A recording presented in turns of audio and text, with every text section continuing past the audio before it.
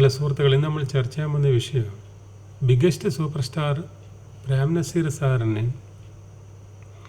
കേരള ജനത കൊടുത്ത സ്വീകരണത്തെക്കുറിച്ച്. നസീർ സാറിന് പലവട്ടം പല ജില്ലയിലും വമ്പിച്ച സ്വീകരണം കൊടുത്തിട്ടുണ്ട്. ഇന്നത്തെ കാലത്ത് അങ്ങനെ മമ്മൂട്ടിക്ക് മോഹൻലാലൊന്നും ആരും സ്വീകരണമൊന്നും കൊടുക്കുന്നില്ല. അഥവാ കൊടുത്താൽ തന്നെ സർക്കാർ ചിലവിലായിരിക്കും കൊടുക്കുന്നത്. മാറി മാറി വരുന്ന സർക്കാരുകൾ എന്തെങ്കിലും സ്വീകരണം അവർക്ക് വല്ലപ്പോഴും സ്വീകരണം കൊടുക്കുന്നതിന് അതിന് വലിയ കോടികൾ ചിലവാക്കിയിട്ടാണ്, 2 കോടി 3 കോടിയെല്ലാം ചിലവാക്കിയിട്ടാണ് സ്വീകരണം കൊടുക്കുക. പക്ഷേ പണ്ടത്തെ കാലത്ത് അങ്ങനെയല്ല. നസീർ സാറിന് സ്വീകരണം കൊടുത്ത ജനങ്ങൾ തന്നെയാണ് സ്വീകരണം കൊടുക്കുന്നത്.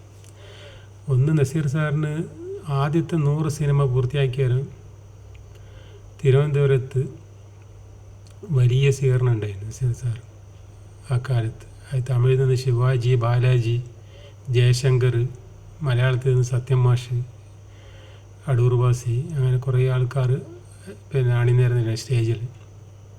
കുറേ നടന്മാരെ പ്രസംഗങ്ങളുണ്ടായിരുന്നു. വൻ ജനാവലി ആയിരുന്നു അന്ന് തിരുവനന്തപുരത്ത്. അന്ന് ജനാവലിയിൽ പങ്കെടുത്ത ആൾക്കാർ വെറും സൂചി കുത്താൻ പോലും സ്ഥലം ഉണ്ടായിട്ടില്ല. അത്രയും ജനത്തിരക്കായിരുന്നു നസീർ സാറിന് കൊടുത്ത സ്വീകരണം. അതിൽ സത്യം മാഷിൻ്റെ പ്രസംഗം എനിക്കിപ്പോൾ അന്നത്തെ വാരികയിൽ വന്ന ഓർമ്മയുണ്ട്. സത്യം മാഷ് പറഞ്ഞതെന്ന് പറഞ്ഞാൽ ആ നസീർ സാറിനെ അനുമോദിച്ച പ്രസംഗം ഉണ്ടാവില്ല. സത്യം മാഷ് ഊഴം വന്നേരം സത്യം മാഷ് പ്രസംഗിച്ച് കുറേ നസീർ സാറിനെ കുറിച്ച്. അവസാനം നസീർ സാറിന് ഒരു ഉപദേശം കൊടുത്തു സത്യം മാഷ്. 100 സിനിമ ആദ്യമായിട്ട് പൂർത്തിയാക്കുന്ന നടനല്ല മലയാളത്തിലെ നായകനായിട്ട് നസീർ സാർ. മിസ്റ്റർ പ്രേം നസീർ, ഇതൊക്കെ നല്ലത് തന്നെയാണ്. ഈ സ്വീകരണവും 100 സിനിമ പെട്ടെന്ന് പൂർത്തിയാക്കിയതിൽ നല്ല കാര്യം തന്നെ. പക്ഷേ ഇനിയെങ്കിലും ഇങ്ങനെ സിനിമകൾ വാരി വലിച്ച് അഭിനയിക്കാതെ സെലക്റ്റീവായിട്ട് അഭിനയിക്കണം. ഇങ്ങനെ വാരി വലിച്ച് അഭിനയിക്കുമ്പോൾ നമ്മുടെ അഭിനയത്തിൻ്റെ ക്വാളിറ്റി കുറഞ്ഞു പോകുമെന്ന് പറഞ്ഞിട്ട് ഒരു ഉപദേശം സത്യമാഷ അതിൽ പ്രസംഗിക്കുന്ന സമയത്ത് പറഞ്ഞു. അത് വിവാദമായി. സത്യമാഷ അസൂയ കൊണ്ട് പറഞ്ഞതാണ്.